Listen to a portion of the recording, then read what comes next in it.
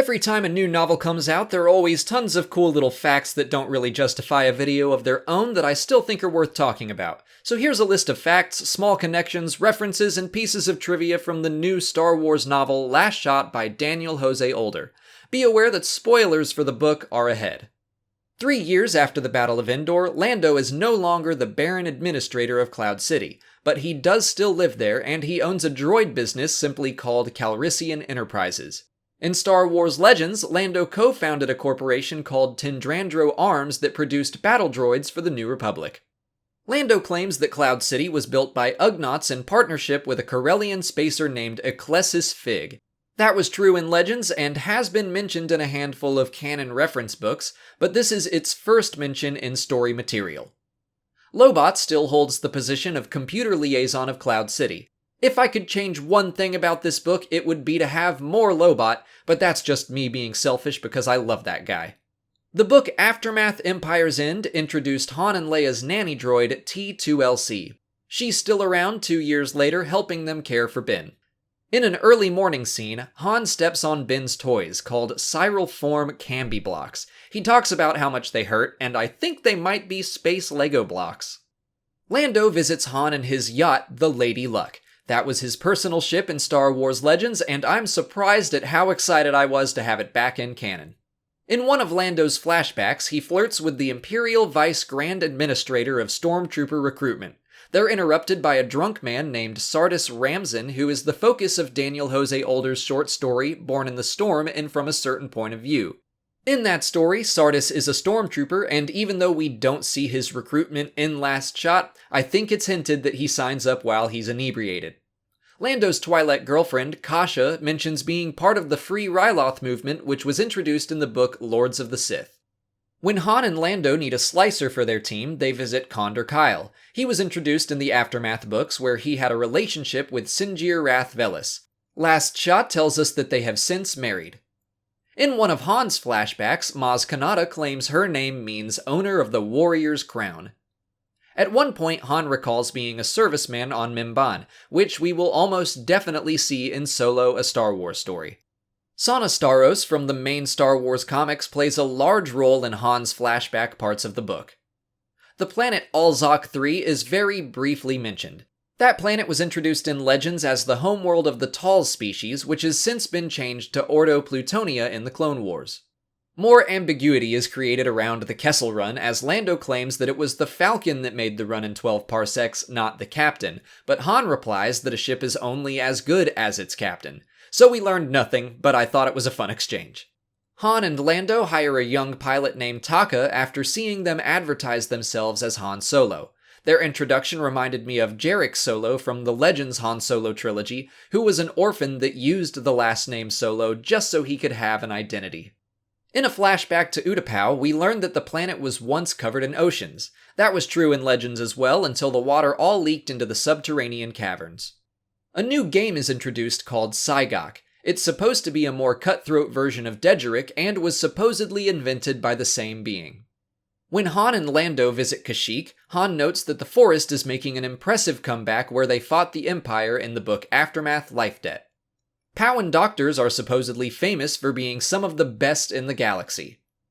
If there's something the new canon has introduced a lot more of, it's unique prisons. Well, we get a new one in Last Shot called Substation Grimdock. It basically remained under Imperial control even after Jakku, as the people that ran it were granted amnesty. That situation does not play out well. In fact, Han, Lando, and even Leia all seem very skeptical of Mon Mothma's swift, symbolic demilitarization of the New Republic. It's good to know that not everyone agrees with that way of thinking so shortly after the defeat of an empire whose survivors knowingly retreated into the unknown regions where they could be building, anything over the course of the next 30 years. More immediately, though, the Aftermath books made mention of a shadow war between criminal syndicates following the destruction of the second Death Star. We get to see some of that play out in the events surrounding Substation Grimdock. One of my favorite moments of the book is a conversation Han has with a Gungan. Han tries to introduce himself by saying Misa, and the Gungan quickly lets us know that not all Gungans speak that way, and it leads to a very funny but also very interesting look at the way humans and non-humans interact with each other in Star Wars. I'd honestly love to see that explored further. We get to see a new kind of non-sentient creature called a Forosnag that can literally eat blaster fire and similar energy. RZ-2 A-Wings are shown in use only 3 years after Endor. I don't know why I assumed they were newer at the time of the sequel trilogy, but similar to the way the T-70 X-Wing isn't the most up-to-date model, it makes sense that the RZ-2 also wouldn't be cutting-edge technology. The New Republic kept KX Imperial security droids after the Galactic Civil War and just reprogrammed them. That makes sense, it's just a cool detail I hadn't considered would happen. Near the end of the story, Han and company traveled to the Kalia sector of space. That sector was first introduced in Star Wars Legends as part of the Outer Rim, and this is its first canon mention. The MacGuffin of the book, the Phalanx Redux Transmitter, has the power to override droid programming. Sana Staros attempts to acquire it for the droid Gotra, which is a group of repurposed battle droids that sought droid emancipation. They've been mentioned in the book Tarkin, the Darth Vader comics, and the Dr. Aphra comics. For real now, we're getting into major spoilers, but the main villain of the story gets shot in half, and then someone delivers the line, "The thing about cutting people in half is, it doesn't always take," before they blow the bad guy's head up.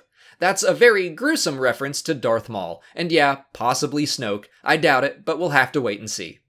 But those are all the little details that I caught. As you read through it for yourself, please add anything you think deserves a mention in the comments. If you don't have a copy for yourself yet, I also might have a solution for you.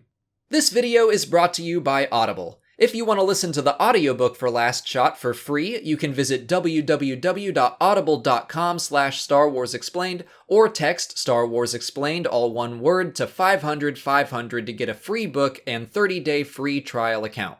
Audible is a leading provider of audio content and is a service I actually use because I go through a lot of Star Wars books, and audiobooks in particular help me stay on top of my reading list. What I like the most about listening to the audiobooks for Star Wars is that they are very high quality with sound effects and music, so it's like listening to a movie. If you sign up today, you'll get a free audiobook right away, and then as a member you get a credit for one free book of any price every month. Once you get the book, like if you get Last Shot, it will always be yours. You own that book even if you cancel your membership, and if you get a book you don't like, you can swap it out thanks to Audible's Great Listen Guarantee. Last Shot is available right now if you want to give it a listen, and all the other canon novels have audiobooks as well. If you've been wanting to get into Star Wars books, this is the perfect and risk-free way to try. So visit www.audible.com/Star Wars Explained or text Star Wars Explained to 500-500 to start your journey today. But that's it for now. If you haven't already, please like this video, subscribe to the channel, follow me on Twitter, Instagram, and Facebook, and consider checking out my Patreon page. As always, thanks for watching, and may the Force be with you.